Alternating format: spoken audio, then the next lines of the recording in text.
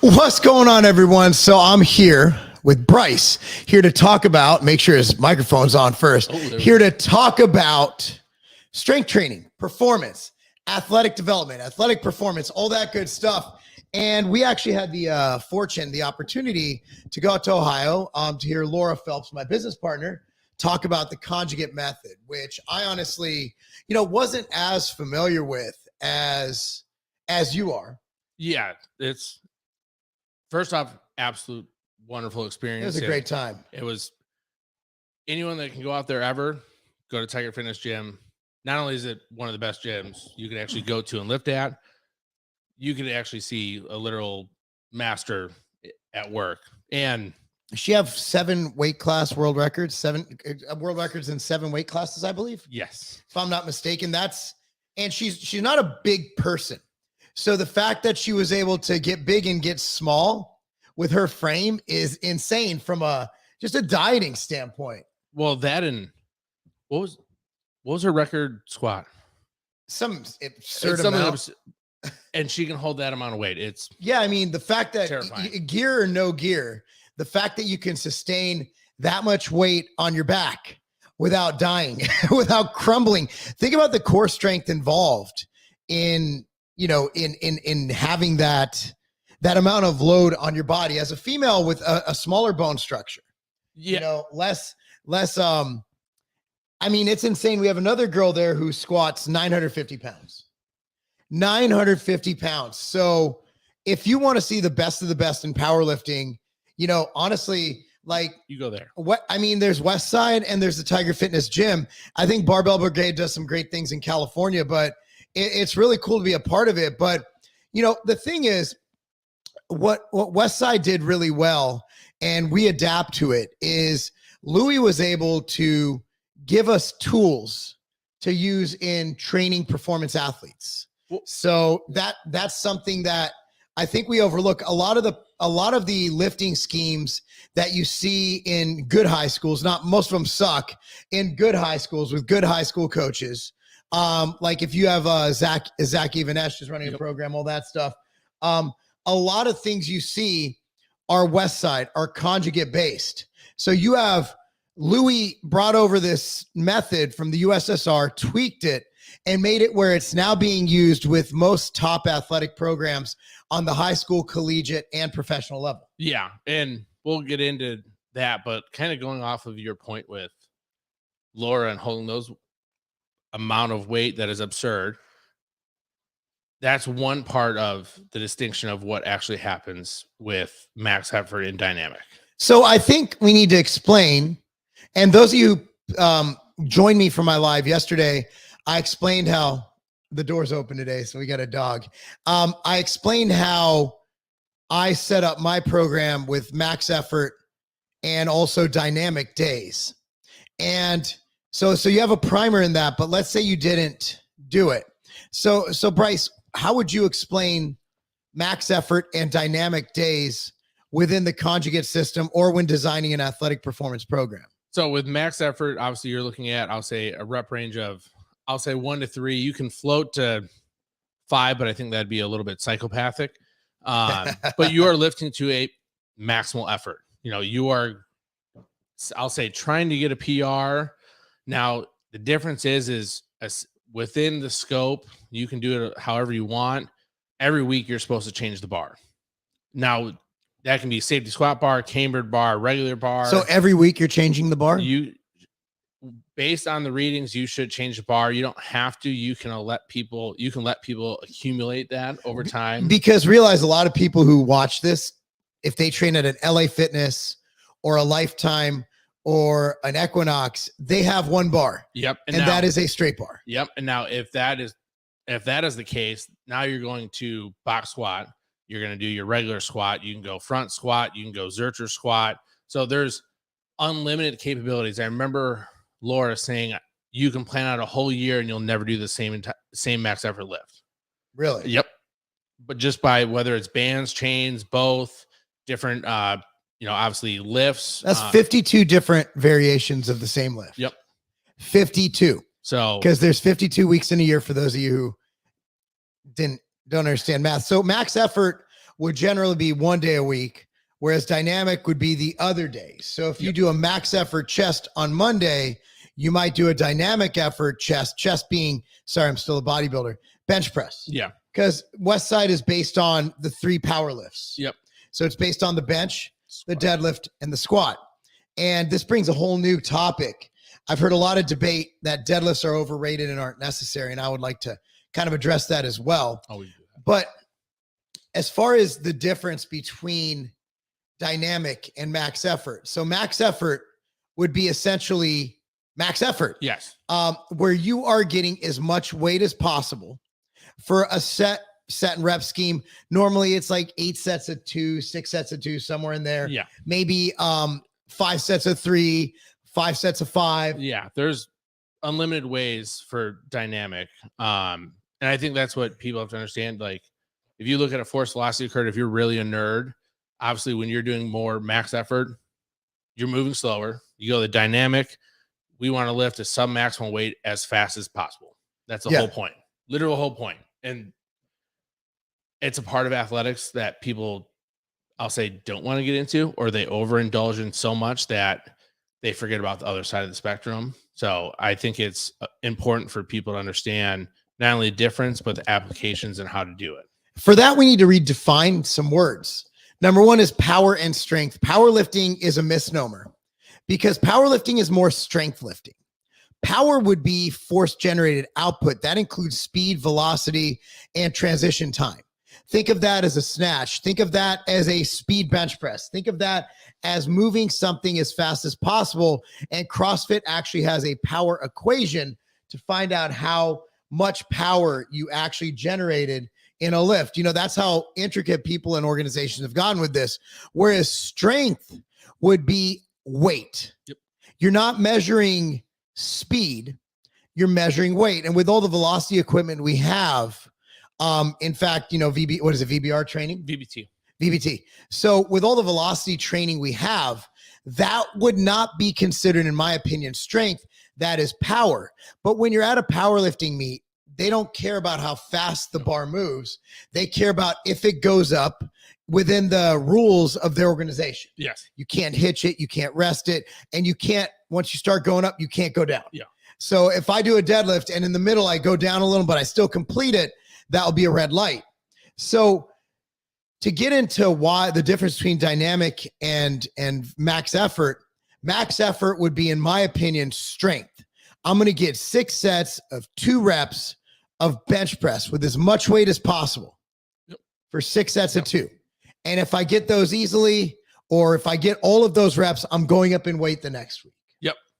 Whereas today I had a dynamic effort bench press day where I put 225 on the bar, which is about 50% of my 1RM. Okay. So I put 225 on the bar. Now, a lot of people like to use bands and stuff, but again, most of y'all like me, I trained at Lifetime today. Yeah, can't put bands there. And their bench doesn't even sustain. Very few benches, even at hardcore gyms, sustain bands. Ours do at Carbon. The Arsenal bench we have does. Yep. Does. But let's say you don't have bands. Most people do. Let's say you don't have chains at your Lifetime Fitness. Most people don't. You know, you could pretty much put, if you're doing 50% plus bands, you could pretty much put about 60% on the bar, somewhere in there. Yeah. And pick a rep scheme. For today, I did 8 sets of 3. And I moved 225 as fast as possible. And then afterwards, for dynamic day, what you do is then more of a hypertrophy based finisher. So that's when you do, then I moved on to dumbbells, 5 sets of 5. And then, as Laura called it, I moved into more of a bro sesh where I did some hypertrophy stuff. You know, I did some shoulder press, 8 to 12 reps. I did some triceps, 8 to 12 reps. Then I got the hell out of the gym, because if you didn't know, doing warm-ups and then doing bench press for 8 sets, that's an hour. So, I mean, you got to budget. If you're doing, you got to budget around 60 to 90 minutes if you're going to do a legit conjugate workout, whether it's strength or it's speed, whether it's max effort or dynamic per se, because you're looking at having to warm up and then hit multiple sets. And if you have a training partner, you got to change weights. And even if you don't have a training partner, you're not going to get 6 sets of 2 at 90 to 95% of your 1RM unless you take adequate rest periods. Yeah, and that's like, oh, what is that? I think 2 to 5 minutes. Mhm. And like going off 3 of, would be, I think they say, I think West Side ended up rounding it to 3, but I still think that's highly individual. Like, for example, my daughter could probably bang it out in 90 seconds because she has absurd recovery. Whereas someone like me, it's going to take 3 minutes, or else I'm only getting 1 rep, or I'm going to bomb on my first one. Again, it's like with any program, you have to kind of individualize it. So if you find that 3 minutes isn't enough, maybe you're close to that 5 minute range. Yeah. If you find that 5 minutes, you have ADHD and you're just looking at random hot chicks in the gym and just staring at and just staring at the wall and looking at the clock and, doing white people just all of a sudden playing air guitar or just drumming. Like, in the gym, if Metallica comes on, white people just like, and headbang. white people do that stuff. White people do that. And white people look dumb doing it, right? Like, black people look cool when they're killing time, like bobbing their heads, singing along. White people, air drums, doesn't look cool. No. And I go to Lifetime in Franklin, Tennessee, a lot of the times. And yeah, I have to see white people air drumming all the time, and it never looks good. Or you're texting and then you just look like a douche. Yes. So either way, if you cannot keep your attention for 3 to 5 minutes, again, you need to kind of modify that for you. Or again, like if you're like my daughter, who there's no difference in her recovery between 2 and 5 minutes, she's going to be fully recovered. Something about her ATP stores, maybe it's from training, maybe it's from genetics, maybe it's from diet, I don't know, but her ATP replenishes very fast.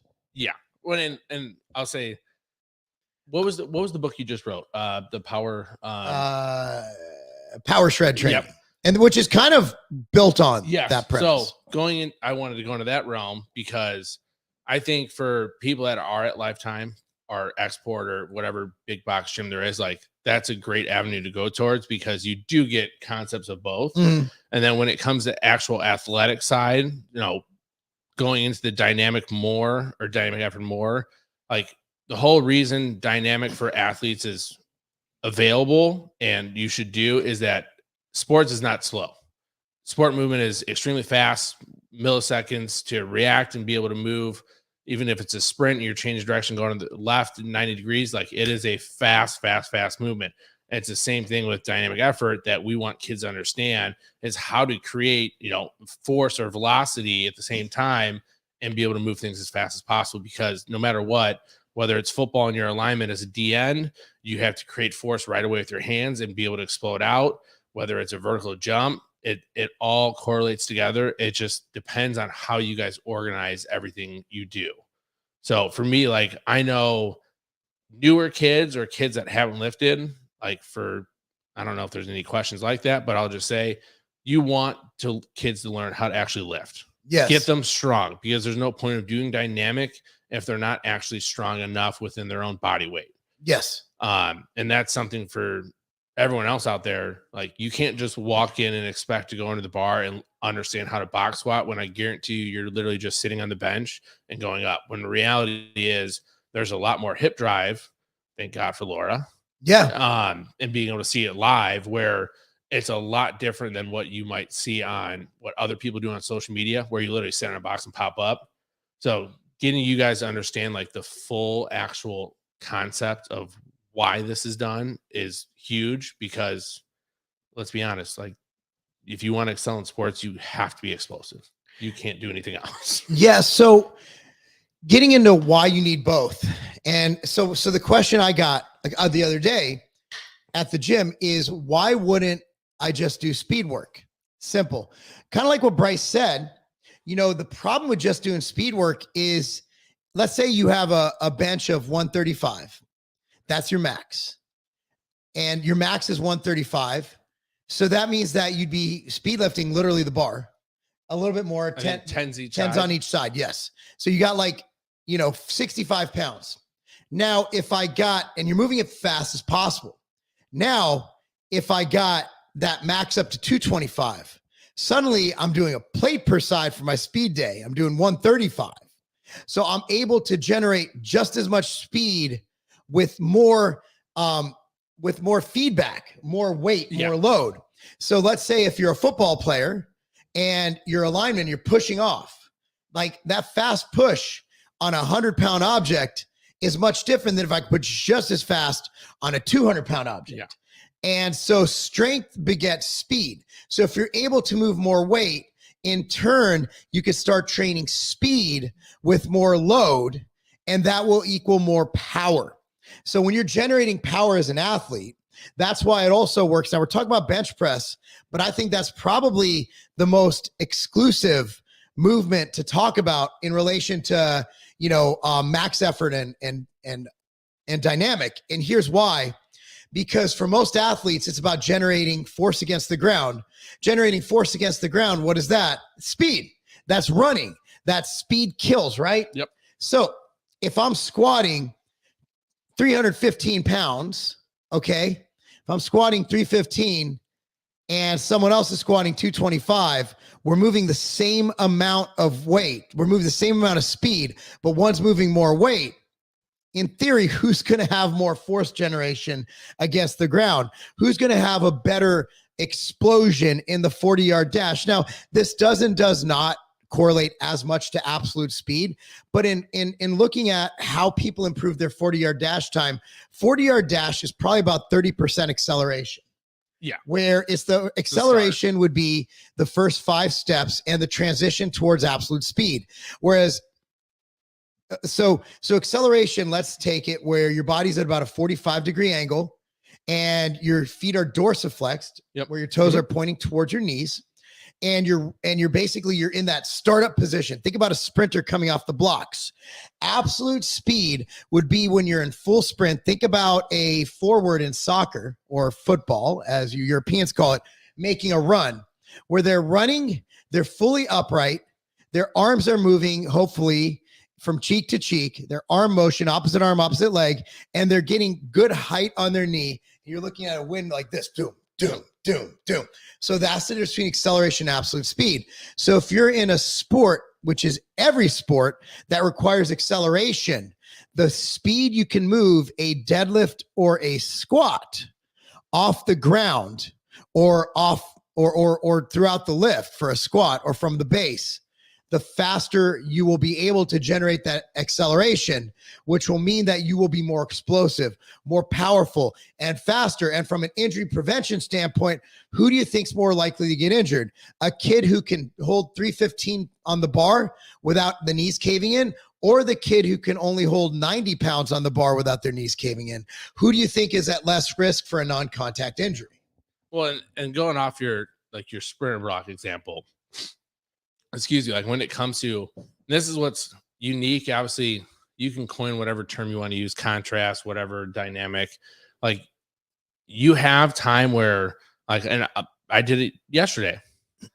We had a kid squat instead of just, thinking of staying in that vertical sphere or angle. I know I have time in between, and we're going heavy where I can go out. We worked on, our first step explosion out of a kneeling start just to get him to understand like force direction, because the squat is a vertical force for us. But in order to get him to translate it, kind of like you're talking about towards, running or acceleration or max speed, is getting him to understand now how to generate force in the horizontal plane out. And that's kind of like the unique thing with, you can create anything you want. I don't care what it's coined as, who named it, whatever it is. You can make your own philosophy like with max effort. Yep. And if you can input things that you can get kids to translate to sport, because let's be honest, powerlifting is not sport.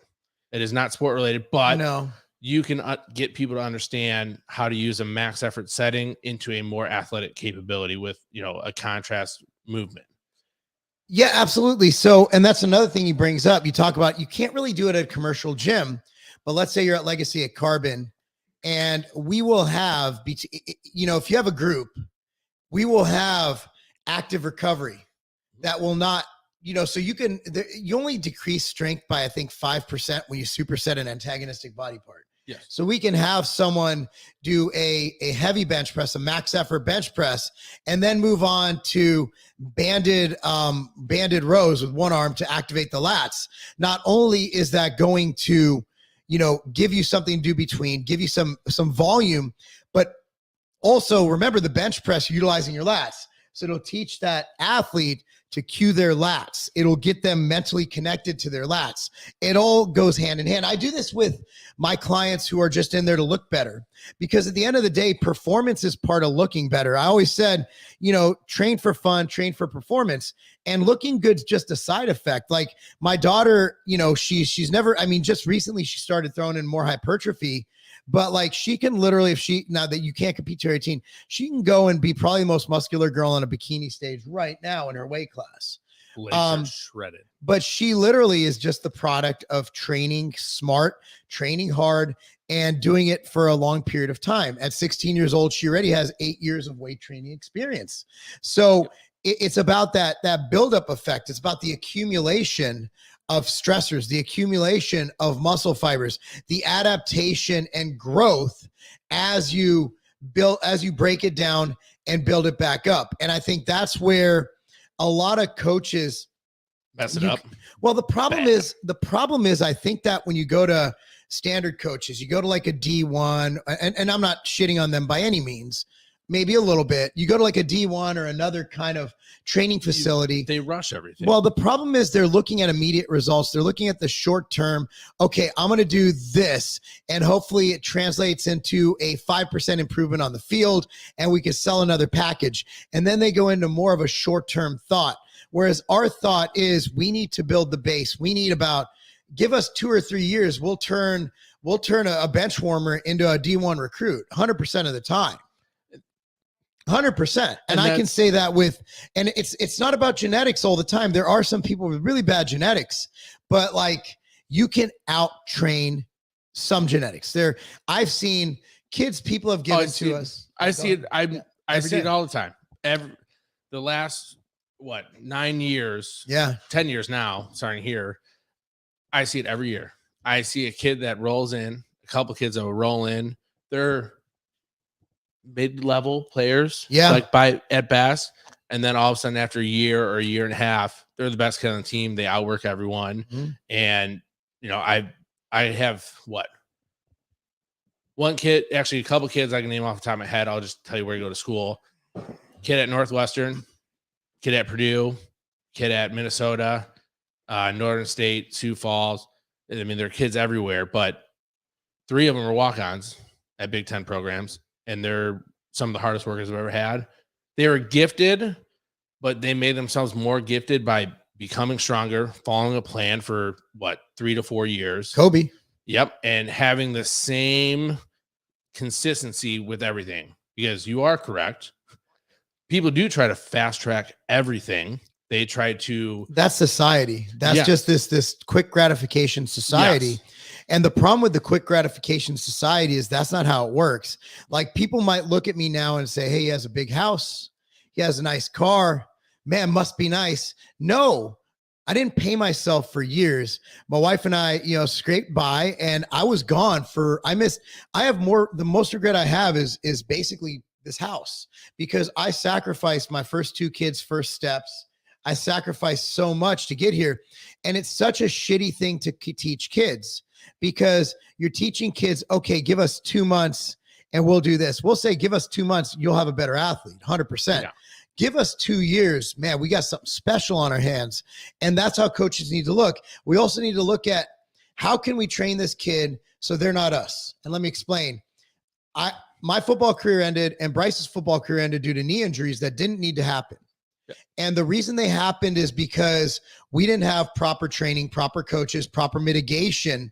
And so our goal is to create that long-term athlete. Give us some time. Obviously, if we have a guy coming in as a senior, getting ready for camp, we got to kind of, triage it a little bit. Yeah, that's a little bit different. It's ICU stuff, right? But if you have a kid coming in 8th grade, 7th grade, maybe 9th grade, and we've done it just since Bryce has been here, since July. Like we've literally had kids come in here, never played a sport before, and are now doing well, not dominating, but I guarantee you, give them another year, they'll be dominating in their sport. And it's because, simple thing.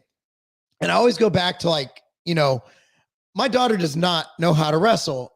And she went and has a regional title in wrestling, not knowing her first year. She literally started the first day of practice. She's going up against girls who've been wrestling their entire life.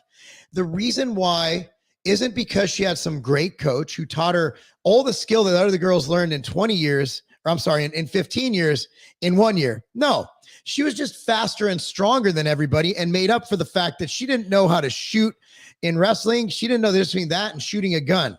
All right, this is Tennessee. Shooting a gun is much more commonplace than wrestling. So that's speed and strength kill. And that brings me to another topic. So you guys, any questions if we didn't cover West? We're going to go ADHD a little bit on you now. Is that cool? Yep. Okay. If we didn't cover enough about dynamic, please let us know in the chat. Yeah. And we have a few things to address later. That'll probably take about 5 minutes each. Yep. And we can go over that more. Yeah, we can definitely address it more.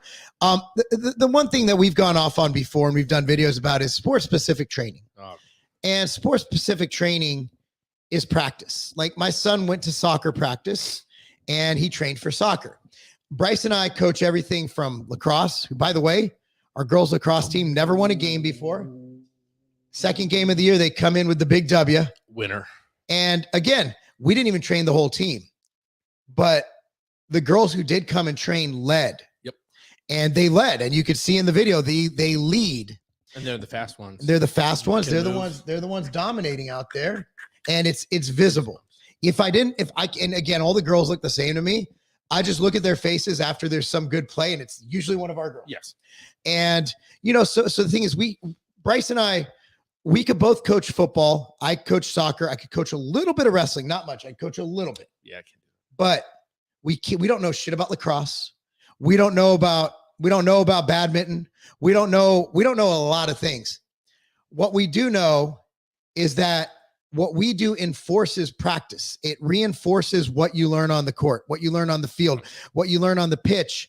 Is that if you're faster and stronger and you learn all the stuff that the other kids know, but you can do better. And you're diligent. Like, look, man, I can't teach someone how to do a Ronaldinho. No. I can't teach someone how to do these elaborate moves, how to do step overs and pullbacks and all that crazy shit. I can't teach a rainbow kick. I can't teach any of that. I can't do them. What I do know is that by making you faster, stronger, and more powerful, that you're going to go out there and you're going to execute those moves more explosively, more powerfully. And it's up to you after that session to do it. My daughter, when it's cold outside, we have a small space. You don't need much space. Like, to practice your skill, you don't need much space. Then you can play a sport like football where no skill's involved if you're in a non-skill position. Yeah. Well, and like, to your point, that's why you can go shoot hoops. You can go kick soccer ball around, do whatever you need to do. Obviously, that is part of your game. But when it comes to that is your sport specific. When it comes to our specific type of work, when it comes to game related aspects, like, we're trying to get you in the heads of blaze pods. We're trying to get you to see things, whether it is a sound or a light or whatever movement someone gives you, and being able to correlate back to a game. So that's kind of the point where I think, and I hope someone blows me up on this, sport specific. If I'm dribbling a basketball and doing an agility drill, I think it is, and you have cones out in front of you, I think it is one of the most wasteful, useless time things you can possibly ever do. Ladder drills. Yep. I'm not a fan. I don't ladders. Same thing. It's, yes, I guarantee you we'll get kids bigger, stronger, faster, more powerful, everything you want to say that Mark just said. But I guarantee you, I can also get them to be able to see the field better by making decisions within constrained environments and games that you can play. Absolutely. That's the key to everything, is building a better athlete. And then the skill will direct where that athlete goes. A lot of our athletes, their skill is what they chose to do, but they could take that athleticism and do a lot in other sports. Yeah. I think that, like, you ever hear that LeBron James would have been a hell of a tight end? And they're probably right. Yeah. Athletes do athlete shit. Yeah. And once you build a better athlete and you get them involved in specific training, you get them involved in doing the field work and doing the extra touches and going, and if you're in wrestling, learning the moves and doing them over and over, getting more mat time, that's when you create a special athlete. Yeah. Well, you look at, God rest his soul, you look at Kobe Bryant. Every time I either watch a documentary Did or you watch Redeem Team? Yes. So good. So the amount of times I've heard the story, I can't remember who the other player is, but he would, before the game, he'd go out and shoot. And one of the players came out there in the NBA. I can't remember who it was, but he was like, all right, if Kobe's out there, like I have to go out there. Yeah. Like, I have to work. And Kobe sat down. That guy started his workout. And I guess Kobe was shooting for, I think it was like 2 hours or 3 hours. And that guy was out there for an hour. Like, people wonder why people are the best at what they do. It's because there's a lot of unseen work that kids can do on their own. Like, you can go get touches outside. You can go shoot a basketball outside. You can go dribble. You can do sport stuff outside on your own. But that's the thing is, people want to be the best, but they don't understand how both sides of the spectrum work, whether it's sport specific or people like us. And kids have to be accountable for it. I tell kids that all the time. And I have no issue saying that because that's the reality of it. Reality of it, we want to be great. Like, how about that story about, Kobe made that Redeem Team win. Like, if you remember, the first practice he goes out, everybody else, he's diving for balls. Dude, like it's a championship. I remember he played one of his teammates first. Pau Gasol. Yep. And he said, I'm going to go right through his, he said, I'm going to go right through his fucking chest. Like, no, you're not. It's your teammate.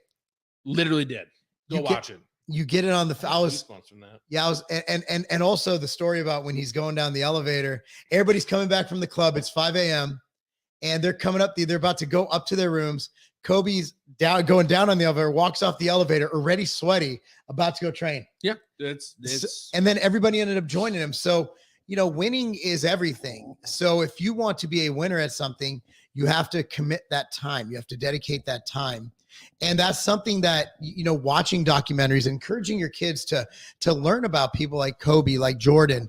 And everybody has their faults. Well, Jordan was a gambler. Yeah, but he's also the hardest training athlete. The day after every time he'd win a championship, his coach, his trainer, if you haven't read his book yet, you should, From Good to Great to Unstoppable. Okay. Grover. Yeah. Tim Grover. So the thing is, he'd go to his trainer and be like, 7 a.m. tomorrow. Because Jordan was focused on winning the next title because it's never enough. So what separates the champions from everyone else in business and life and sports is that mental drive that it's never enough, that it's always about, okay, I got one championship. I want another one. I got one. Oh, I did this. I want to do even better. Yeah. I mean, that's what it comes down to. It's about taking it to that next level. And so watching the Redeem Team, actually, I told you this, it actually helped me understand Cammie even more. She's literally Kobe. Like, she doesn't waste time. She gets up every morning, trains me at the gym at 5:30 a.m. She's there in the morning with me. Our neighbor saw us coming in and he comes home and tells his wife, he's like, holy shit, she's at the gym at 5 a.m. Yeah. Well, that's what it takes. And look, she might not go pro at sports. I don't care. Nobody cares. There's no money in female pro soccer, but it's the concept behind all of it. It's the work ethic. We might coach in our whole career. If we get a handful of pros, we're the greatest trainers who ever lived in Tennessee. The very few trainers coach high school kids who become pros. Yeah. Very few. Why? Because very few people become pro athletes. So our thing is, we're not setting you up to win games. We're setting you up to win life. It's full spectrum. Yeah, it is. I think now's a good time for questions. Let's see what everybody. So we have a few of them actually. This is from Bruce Wayne. I wonder if it's the real Bruce Wayne. I often rotate phases. Yeah, no. I don't think that's really him. No. I hope, hopefully, if that is him, well, good to meet you, sir.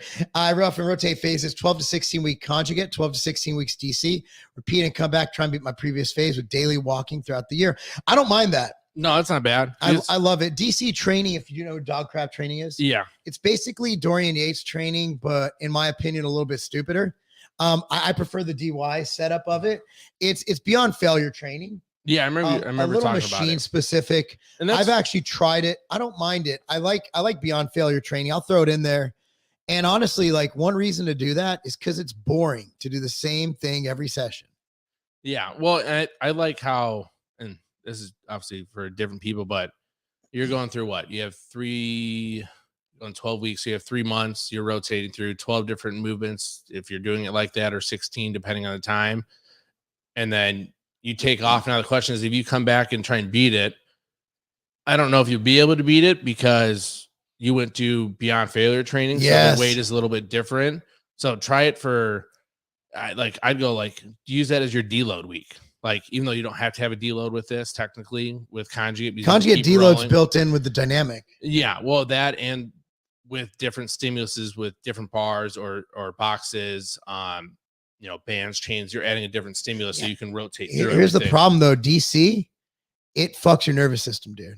Like it is. Yeah. Well, anytime you take things to or beyond failure, you get that nervous system exhaustion. Yeah. So, but that's what I asked you. Like I think.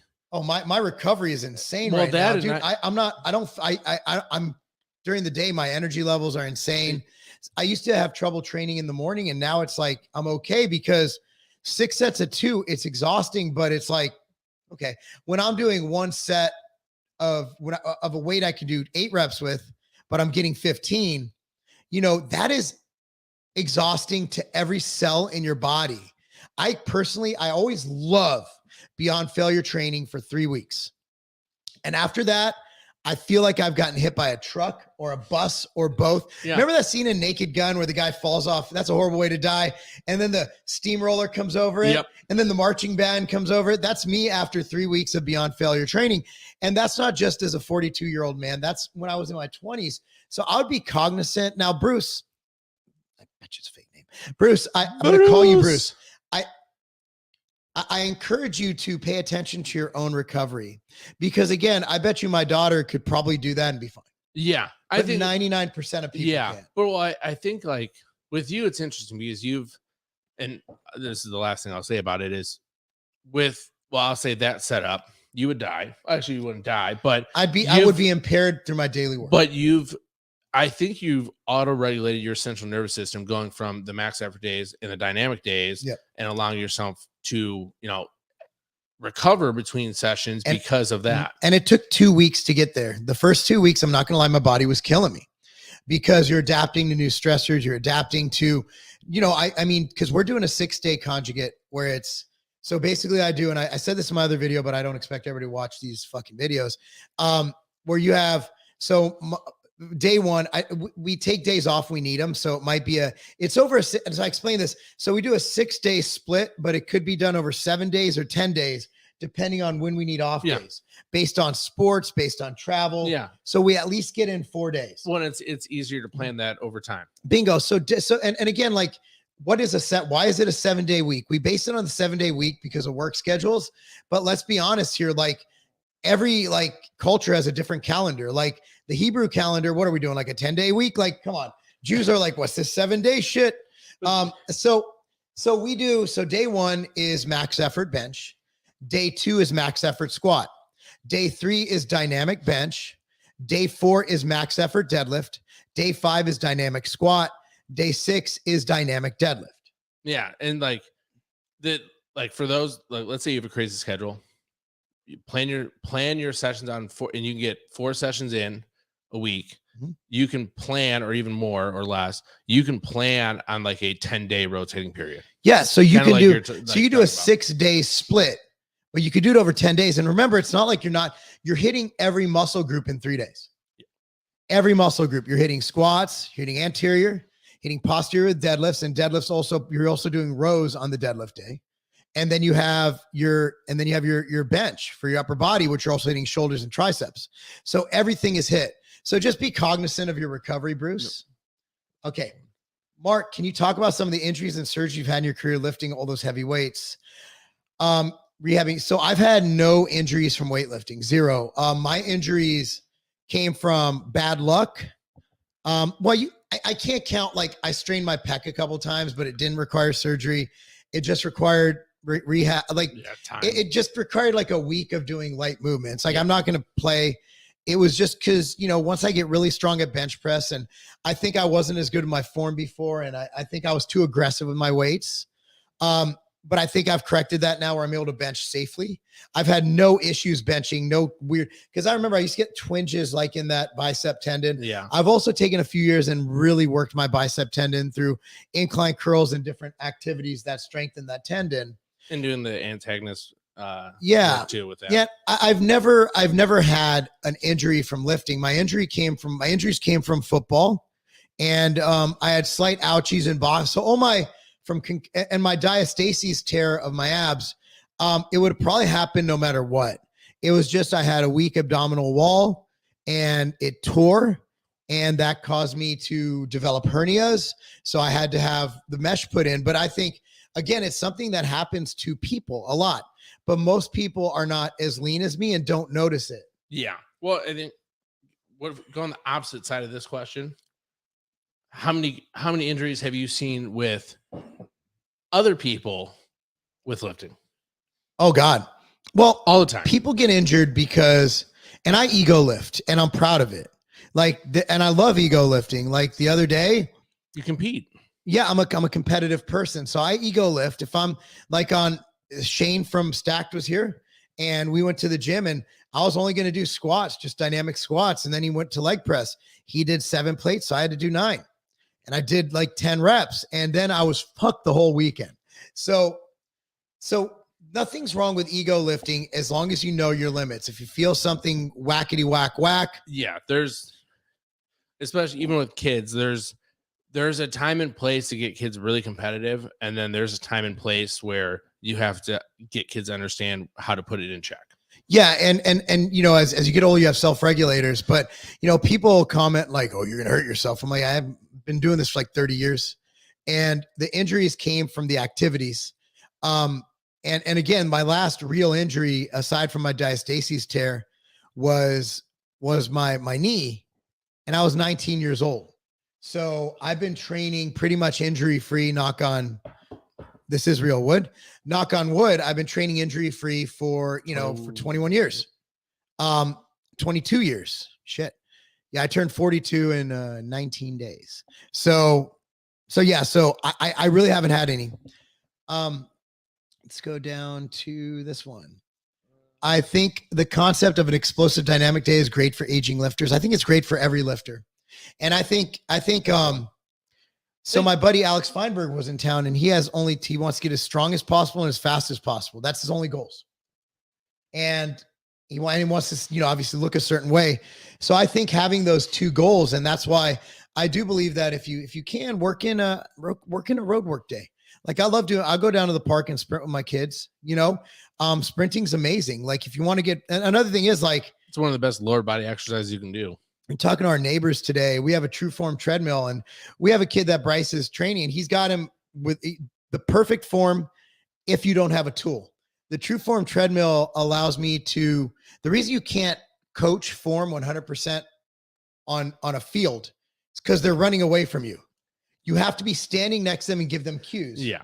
For that, the True Form treadmill, I'd even put that above a high-speed treadmill for form. Yeah. Because the True Form puts you in dorsiflexion and you're able to hit not only acceleration, but you're able to work up and build that absolute speed. If you saw my Instagram the other day of my son doing it, he's about 94% perfect form. But we can still do little things, but he's 9. So it's little cues. But if you give me a kid with shitty form, for a high-speed treadmill, it'll take about 2 months. For a field work, it'll take about 2 years.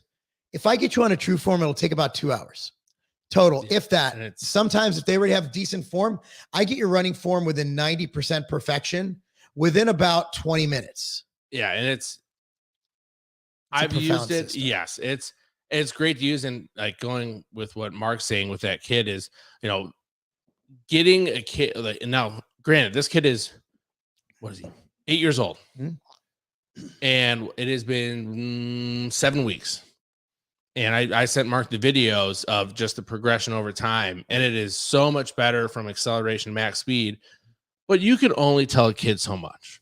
So being able to hop on a device and have it essentially naturally do it for you. It puts you in proper dorsiflexion, which is 90% of the battle. And also arms. Like I can take if you have bad arm movement, I could take a 4.8 40-yard dash and make it a 4.5 in a day. If I fix your arms. Yeah. I mean, it's easy to do. So I really enjoy, and that's why, we have some guy Avid here. We're going to get one for the new facility. I'm erring on the side of getting that instead of the high speed. If I had a choice, it costs like a third as much. but I mean, a True Form, honestly, for form is all you need. High speed treadmills. I mean, the problem with the high-speed treadmill, and I love them and I own one, but the problem is they have a lot of anecdotal, but there's no actual data. And being that they cost so much, I would love to see a study performed,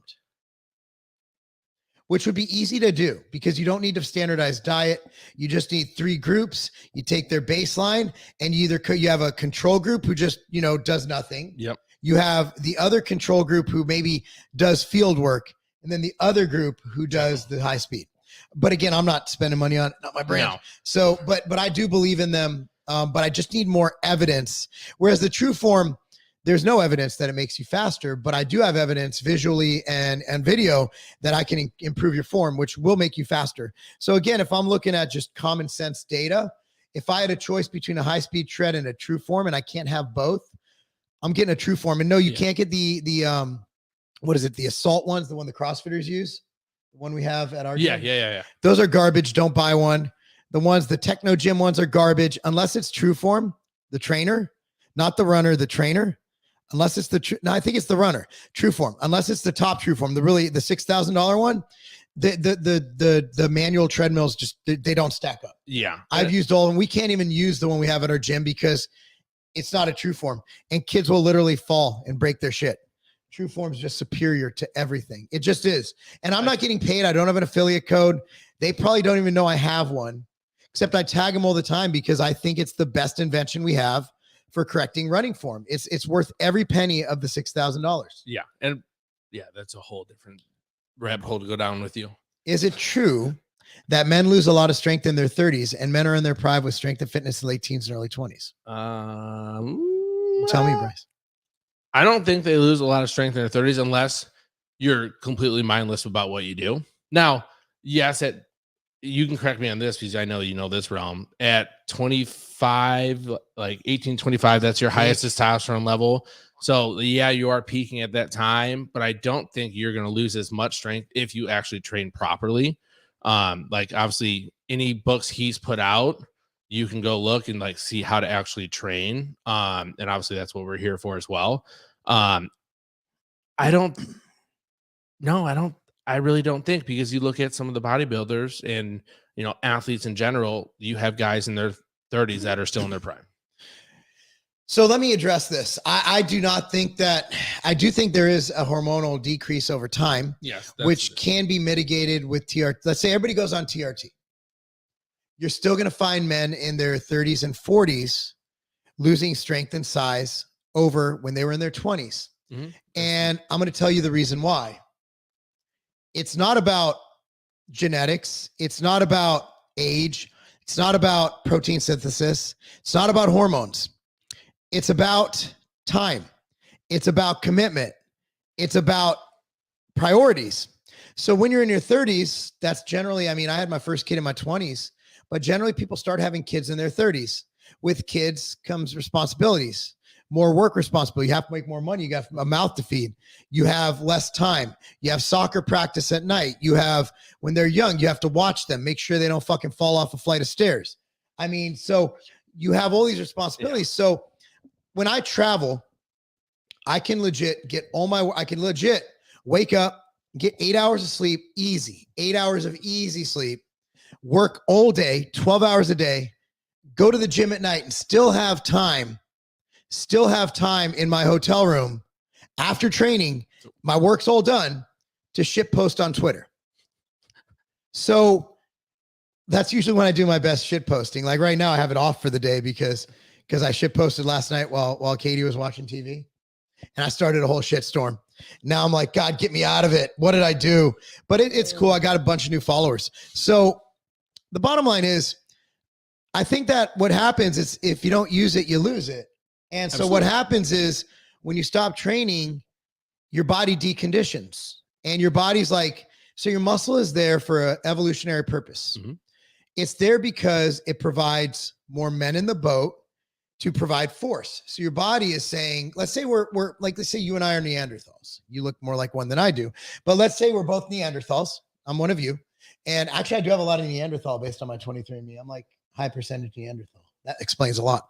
So we're out there and you and I are going out and our wives are at home doing wife things, whatever they did in caveman days. And we go out and we hunt this woolly mammoth. All right. And if you've ever hunted a woolly mammoth, which I know you have, it's hard work. So you have to push and pull. So your body's going to adapt by becoming stronger. So you're more efficient at killing this woolly mammoth so your family can eat. Mhm. Okay. And you do that and you do that. It doesn't matter if you look at these African villages, like the old men are still hunting. Like the 80-year-olds are still they have old man strength, right? Yeah. So what happens is they're using it. And your body adapts. So your muscle is an adaptation to your body becoming bigger and stronger to survive. Your body doesn't know you're at Lifetime Fitness. Your body just knows that if I don't push this thing off of me, it's going to crush me and I'm going to die. So once you remove that stimulus, your body regresses. As you get older, you don't have the hormonal favoritism that you have when you're younger, or the hormonal tendency to support that miraculous muscle rebound. Yeah. If you look at Kevin Levrone, made a comeback to the Mr. Olympia. His upper body came back, but his lower body didn't. It's much harder to grow legs. So you look at that adaptation. What happens when you get older is you stop lifting as much and you stop eating as good and you go to happy hour with the crew, and that's fine. But realize you're not going to be in the shape you were in your 20s if you train like someone in their 30s and 40s. You do have to account for maybe your recovery is not as great. Maybe you're tired because you don't get as much sleep. But again, a lot of that can be mitigated. And science has shown you can maintain your strength and size with about 10 to 20 reps, like 3 to 5 days a week. Yeah. That's what the science is indicating right now. Even as you age, you look at someone like Stan Efferding, like dude's like pushing up 6 plates. I have no idea. Now he doesn't have he has good legs, but they're not the best. His height, and he's still squatting like 600 pounds. And he's like 50. Like that is so impressive. Yeah. I mean, that right there, I don't care. He's on steroids. I don't care if he injects fucking cow hormones into his body. You still got to put in a lot of work. And I mean, and that's not genetics. Like I can argue Stan has shitty genetics. Like the guy is a tall bodybuilder. That right there is a hindrance. How tall is he? He's got to be at least 7'4". I don't know. He's probably 6 foot or something, which is tall for bodybuilding. Wow, surprising. I watched those videos repping 405 on bench. It's hard on shoulders. So bench pressing is hard on the shoulders. And I think that's why Westside does the different bars, different stimulus, so you don't have that overuse injury. Yep. Buffalo bar. Go find one. Love it. If you have never done some from Max Pause, if you've never done strength training but start age 33, can you get your max genetic potential? Or is muscle memory important? You have lost some strength because you never trained when young. So basically, can you start at 33 and reach your maximum genetic potential? Want me to start? Yeah, please. None of us reach our maximum genetic potential. None of us do. None of us do, because that would mean that we wake up every morning, do everything perfect. And then what if everything perfect isn't perfect? What if we're wrong? What if we're doing keto and perfection is actually the zone diet? Like what's perfect? So what is your genetic potential? I would argue the genetic potential is where the fuck you are doing the best you can. Because right now, did I ever realize my bodybuilding genetic potential? Not even close, dude. I had to work 12 hours, 16 hours, 17 hours a day and compete. And now that I'm a pro, I'm doing the same thing. And if I do compete, I'm going to compete against guys who do nothing but fucking bodybuild. Yeah. So I'm not even near my genetic potential. So the bottom line is there is no such thing as genetic potential. There just isn't. It's just the best for you. It's the best you can do based on your circumstances. So my answer to you is, Max, and I say this with the utmost love and respect, who the fuck cares? Go to the gym, get as strong as fucking possible, and fuck your genetics. Yeah. I'm answered better than I could. Mark, love your content. Looking forward to your live with Alan. It's going to be a good time. We have some good stuff to talk about. I hit 40, saw strength decrease mainly because of injuries, was on gear. Well, I mean, so here's the thing, Thomas. So when you see a strength decrease because of injuries, that just means that either you're unlucky, which is a possibility. Yeah, absolutely. Like I would say my chest strains, I warmed up properly. I did everything right. It was unlucky. Yep. But I've done it. Generally speaking, I mean, you were probably training incorrectly. You weren't taking adequate rest. You weren't nutritionally. And also, let me talk about steroids. Steroids make you stronger than you would have been. That's why you'll see people who take like halotestin tear their pec or tear their quad. Because steroids give you, we talk about genetic potential. I think taking steroids put you near your genetic potential because you're lifting at 110, like 100%, because it's giving you that boost. Like, Yeah. So when I think genetic potential, I think, well, that's when you're taking a lot of shit, right? Because no natty's reaching any genetic potential. No. Who said it's a natural genetic potential, right?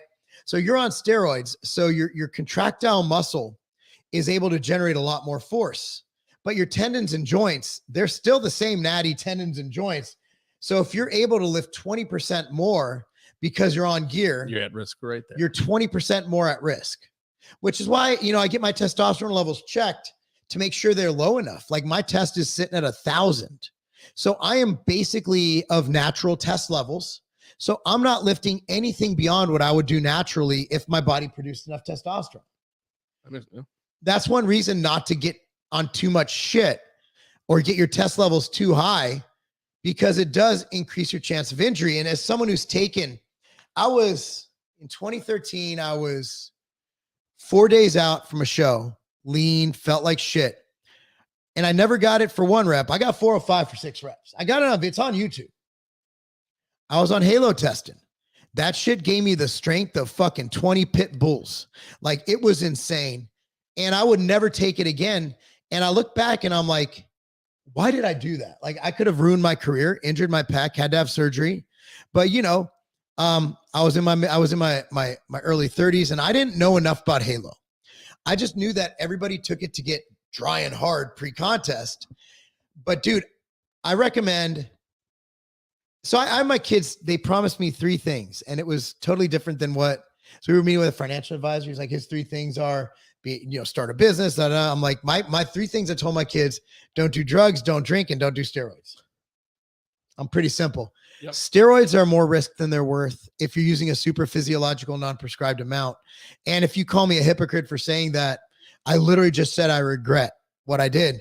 I won, but I think I could have won naturally because no one cares how much you bench press on a bodybuilding stage. Okay, from Max Pause again. I think some people even say men are in their prime, 25 to early 30s, because they believe men aged 18 to 23 are still developing. I think the prime for males when you hit your peak is 35. That's what I noticed, I experienced. But right now I'm better than I was at 35. So I think you can mitigate not being in your prime by just being smarter. Yeah. It's what 90% of it is.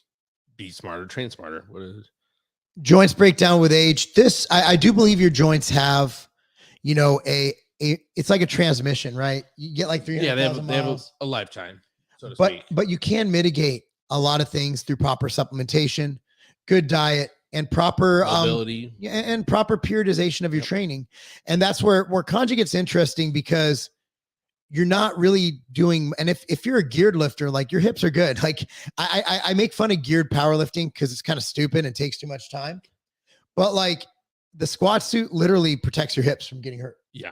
The bench shirt literally prevents you from tearing a pec, like the slingshot. So there's a lot of pluses and minuses to that. But I do think that joints, you have to be more careful with them. But my joints feel better now than they did in my 30s. Yeah. Maybe it's the reverse sled drag. But this is a guy who got injured. So remember, I think Thomas just trains like a maniac. That's a compliment, Thomas. Diminishing returns on gauge with age on gear. I think for any age, I think the risk reward, the Ben Franklin chart, you have pros and cons. And if your pros outweigh your cons, do it. If your cons outweigh your pros, do it. For 99.9% of people on this earth, unless you're a person who can potentially make money with sport or with bodybuilding or with powerlifting, which is less than 1% of those who compete in it, steroids, the risks far outweigh the rewards. Now with TRT, if you need it, the rewards outweigh the risks. There's risk with anything. For example, statins. I think a lot of bodybuilders and fitness people, Mark Bell just posted something shitting on statins. I think statins save lives, but there is risk with statins. Statins lower your cholesterol. So I think there's risk. There's data to show that once people, they go on statins, they are less likely to die, all-cause mortality. And if you come off statins, you're more likely to die. The data is pretty fucking clear. Statins save lives, but there's risks. Yeah. You get muscle spasms, muscle aches. It can cause increased occurrence of rhabdomyolysis. So, bottom line is, with anything good, there comes some bad. You're The better something is, the more side effect there's going to be. Like drugs, like trenbolone's awesome, but it has the most side effects. Halotestin's awesome, but it's hepatotoxic, right? But the cons outweigh the pros. For me to take Halo right now as a 42-year-old man, you know, who's running multiple businesses, who doesn't want to die, not good. For Nick Walker, who's trying to win the Mr. Olympia, probably the pros outweigh the cons. Yeah. I mean, just being honest, like, it depends. It's situational. right. It's 100% situational. Right tendons tear. Yeah, I'm 1020 test on HRT. That's good. Oh, only on 80 milligrams. I have to go to 150 to get my test at 1,000. Good for you. Means you're using that shit. I just try to keep my free test as high as possible. Just want lean muscle. Don't need crazy strength. Yep. I just want to look like, actually, no, I like lifting heavy. I'm just trying to keep up with my fucking daughter. Is it important to start train when age 18 in order to make it easier for when you're age? I think it's important to train as young as possible. Train, you know, go back yeah. to your Neanderthal. With, like, as a baby, you got to learn how to actually go through all the motor patterns. It's the same thing. And please find me an article that tells me I can't do this, because you can train really early. You can train as a 7-year-old, an 8-year-old, a 9-year-old. Obviously, it's completely different than what we're talking about now. But if you're going to argue with me, find an article, send it to me. I think you train now. Learn how to move correctly. Yeah. Learn how to actually, let's be honest, protect yourself for longevity. Yeah. I think, so somebody asked me the other day, when did Cami start training? And I said, tummy time. Think about it. You're lifting your head off the ground. You're pushing up. You're doing basically a cat stretch. I mean, I think that every form of child development is strength training, is resistance training, whether it's your own body weight. Like, you know, I was watching that video you sent of your kid running, squatting to pick something up. I watched it. I just didn't reply. So, because Katie replied, I think. Yeah, so I didn't want it to be weird. We're all like, we're in the same room texting the same person. That would just be awkward. So I think that the training for kids is, how mature are they to accept the different training modalities and complexities of it? Like, I have kids who can do goblet squats, but they don't have the motor units or the attention span to do a reverse lunge. 100%. So it just comes down to their development, and that comes mental. And I'll say this, and there is actually data on this. Girls can start younger. They're just smarter. As someone who's raised a daughter and 2 sons, I seriously thought, and this is, hopefully he doesn't, I thought Thomas was retarded. So, like, Cami was literally, I have videos of her reading books at 8 months old. Genius. So at 2.5 years old, this motherfucker can't read And so we had a meeting with his play school teacher, and she's like, I'm like, so how's he doing? She's like, oh, he's great. He's on track. I'm like, ma'am, you don't have to lie to me. Like, if he has a learning disability, we're cool with that. Like, she's like, Thomas. and she taught Cami. So she was like, stop comparing him to Cami, because boys just, I mean, you'll notice this, and you don't have a girl though. When you start with a girl and you have a boy, you get really disappointed. Well, I think, like, even girls, and even up to like age 10, girls' soccer teams will beat the shit out of boys. Well, I think just when it comes down to, like, here, we saw it at some of the schools we worked at, some of the girls we worked at. You can usually progress a girl faster in movements. Now, not weight wise, but faster in movements, because they're more detailed and they pay attention. They're not off wandering, just looking around, kind of like ADD. We train mostly girls. Yeah. But that's the thing, is, like, the amount of girls I've trained that are just not only functionally and, you know, just better at movement, they're better at actually doing the lifts, because they are so detailed in what they do. And I think that's huge in what. Yeah. Girls are great. But yeah, as early as you get your kids to lift, as early as you can lift. And if you're 90 years old and you never lifted, start lifting. Sarcopenia is a bitch. Don't get it. Sarcopenia is muscle wasting. I keep saying words that I need to find. I won't take statins. So let me tell you my opinion on statins. For the active population, probably not as important. For the general population, I've done a lot of research on this. I talked to my doctor about it because I was very interested in it. I think probably 95% of the aging population could benefit from being on statins. I know that goes against what the fitness community says, but the problem with the fitness community is we think everybody trains. but most people could benefit from statins. And if I offend somebody, that's fine. I also defend seed oils. So, minimal cardio for fat loss, 5 days. How long? Depends on the person and your goals. Some people, if you weight train hard, you don't need cardio. I would argue if you do conjugate training, you're doing so much volume, you don't need cardio for health. Yeah, just go walk for recovery, walk a sled. And the new data is profound. It shows that strength is actually more predictive at if you will die or not from heart problems or any other problem than your cardiovascular fitness. So that's kind of where that's at. So cardio is great. Walk as much as possible. But don't neglect the fact that weightlifting is activity and it is cardiovascular inclusive. But lunges harder on the knees? No. That's it. I have nothing else. Yeah, I don't really want to get. If you only start bodybuilding yourself age 33 and put years of work into it, can you compete successfully with a guy who's been training since a very young age? I love this one. I have an anecdote. That's all you. Tony Freeman didn't start bodybuilding till the age of, I believe, 38 years old. He wound up being an Olympia competitor. The thing is, like, I started boxing at 35, 34, and the internet was quick to tell me I suck, which I did. They didn't have to tell me. I knew I sucked because I kept getting beat up. Fast forward 5 years later, I'm in the ring fighting my old coach, and one would argue I won, and I'm undefeated, and I'm sparring professionals. Granted, I was no Mike Rashid. I'm never going to be a great boxer. What I'm getting at is not the fact that, I'm fucking Creed. What I'm getting at is the fact that I spent 5 years working and I got better. So don't worry about competing with Phil Heath. And also realize in bodybuilding, there's no litmus test. All you have to do is pay the entry fee and you can get on stage. So the only person you should worry about is yourself. So when I was prepping for the Chicago Pro, the guy who won is Bo Lewis. Bo is a fucking amazing bodybuilder, but I think I actually have a chance at giving him a run for his money and potentially beating him. I said he would probably argue and laugh at me, but I think that my lines are better. And I think that he beats me in a lot of areas, one area especially. But I think I could have banged in that lineup, right? Yeah. But I was prepping and I had, and so I'm like, before I got Rhabdo, I was like, I couldn't do the Chicago Pro because I got skin cancer. So I'm like, I'm going to do the Tampa Pro. I kept to my training. I would have probably got 8th place there. Dude, Nathan Epler showed up and he showed up. Carrot showed up. Fucking all these guys came in.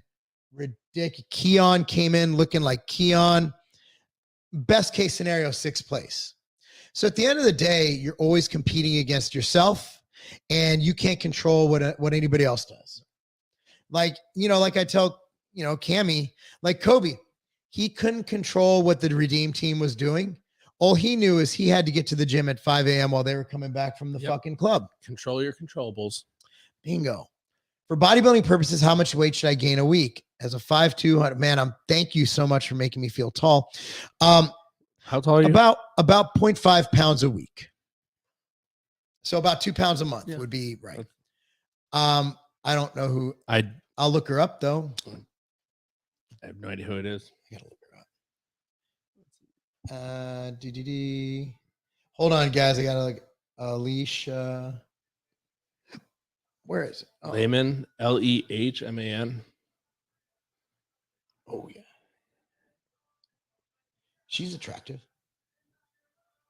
I mean, I wouldn't say like she's very attractive, but like I wouldn't know if she's the one I'd point out. Like the US has some really good Alex Morgan. Remember Hope Solo? I remember, yeah. Hope Solo was not, she was crazy too. She had the crazy hot matrix. Yeah, She didn't she remember when they did the Brazil thing and she dressed up in the fucking like hazmat suit? That's a girl, key to my heart. Like Hope Solo, man, I got a crush on her low key.